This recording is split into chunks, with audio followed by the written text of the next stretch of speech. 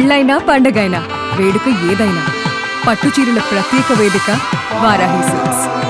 Hyderabad పోచారంలో Rambai cinema తరహా ఘటన చోటు చేసుకుంది. పెళ్లికి యువతి నిరాకరించిందని ఎయిడ్స్ ఉన్న రక్తాన్ని యువకుడు మనోహర్ ఆ యువతికి ఎక్కించాడు. యువతికి యువకుడు మనోహర్తో వివాహం నిశ్చయమైంది. అయితే మనోహర్కి ఎయిడ్స్ ఉందని తెలిసిన తర్వాత ఆ యువతి పెళ్లికి నిరాకరించింది. ఈ నెల 11న యువతి ఇంటికి వెళ్లి పెళ్లి నిరాకరించింది అనే కోపంతో ఎయిడ్స్ ఇంజెక్షన్ ఇచ్చాడు మనోహర్. నిందితుడిని పోలీసులు అరెస్టు చేశారు. యువకుడితో పాటు యువకుడి తల్లిదండ్రులు కూడా ఎయిడ్స్ ఉన్నట్లుగా తెలుస్తోంది. గతంలోనే ఇక యువతి పెళ్లికి నిరాకరించడంతో కూడా మనోహర్ ఈ రకంగా ఎయిడ్స్ ఇంజెక్షన్ ఇవ్వడంతో ఇప్పుడు రాంబాయ్ మూవీ గుర్తొస్తోంది. ఎందుకంటే ఆ మూవీలో కూడా తన తండ్రి అదేవిధంగా రాజు వెడ్స్ రాంబాయ్ మూవీలో కూడా ఆ హీరోయిన్కి ఎయిడ్స్ రక్తాన్ని ఇస్తాడు. అయితే ఈ సినిమా వచ్చిన తర్వాత ఇది మొదటి ఘటన కాదు, ఇది రెండో ఘటన. ఇలానే ఒకళ్ళు ఎయిడ్స్ ఇంజెక్షన్ ఇవ్వటానికి అంటే తన ప్రియుడి భార్యకు ఎయిడ్స్ ఇంజెక్షన్ ఇచ్చినటువంటి ఘటన చోటు చేసుకుంది తెలుగు రాష్ట్రాల్లోనే. ఇప్పుడు మరలా చూస్తే కనుక ఈ ఘటన ఇంకోసారి ఉలిక్కిపాటుకు గురి చేస్తోంది.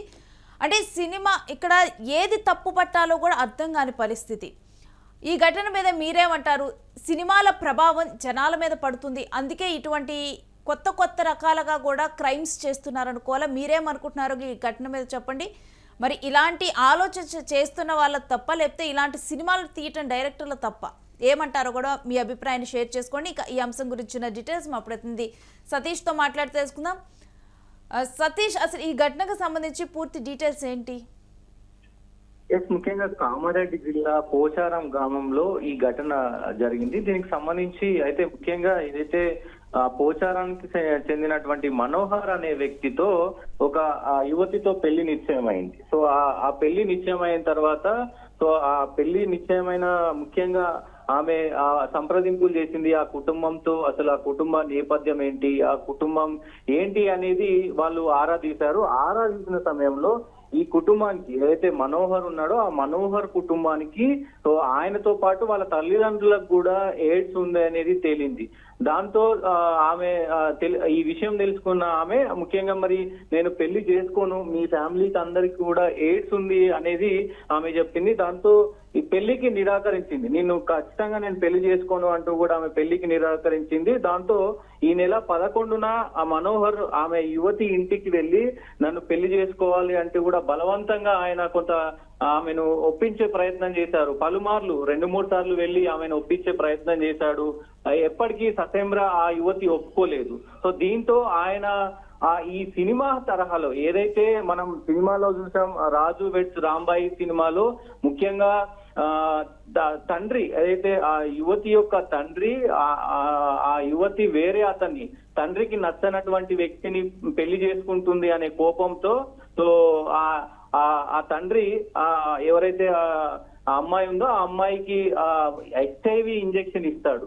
సో దాంతో మొత్తం కూడా ఆ సినిమాలో కొంత మనం చూసినాం, చాలా హృదయ విదారకమైనటువంటి ఘటన అది. సో అట్లా ఆ సినిమా స్టోరీ తరహాలోనే ముఖ్యంగా పరువు హత్యలు జరగడం ఒకవైపు అయితే, ఇట్లా ఈ సినిమా వచ్చిన తర్వాత ఈ HIV సంబంధించినటువంటి ఇష్యూస్ అక్కడక్కడ జరుగుతున్న పరిస్థితి కనబడతా ఉంది. సినిమా స్టోరీను తలపిస్తున్న పరిస్థితి అయితే కనబడతా ఉంది. గతంలో కూడా ఏదైతే మనకి ముఖ్యంగా ఆంధ్రప్రదేశ్ కర్నూలులో కూడా సేమ్ ఇలాగే జరిగింది. మాజీ ప్రియుడు కోసం కూడా ఇట్లాంటి తరహాలోనే మరి HIV ఇంజెక్షన్ ఇచ్చిన ఘటన జరిగింది. ఇప్పుడు కూడా సేమ్ అదే ఘటన జరిగిన పరిస్థితి కనబడతా ఉంది. దీనికి సంబంధించి మొత్తం కూడా ప్రస్తుతం ఆ సినిమా స్టోరీని ఈ సినిమా వచ్చిన తర్వాత ఆ స్టోరీ తరహాలోనే ఇవన్నీ కూడా ప్లాన్లు జరుగుతున్నాయనే కోణంలో కూడా మరి ఈ ఘటన జరిగిందని చెప్పుకోవచ్చు. ముఖ్యంగా ఏదైతే వాళ్ళకి HIV ఉంది అని తెలిసిన కారణంగా పాపం ఆమె మరి ఆ పెళ్లికి నిరాకరించిన పరిస్థితి కనబడతా ఉంది.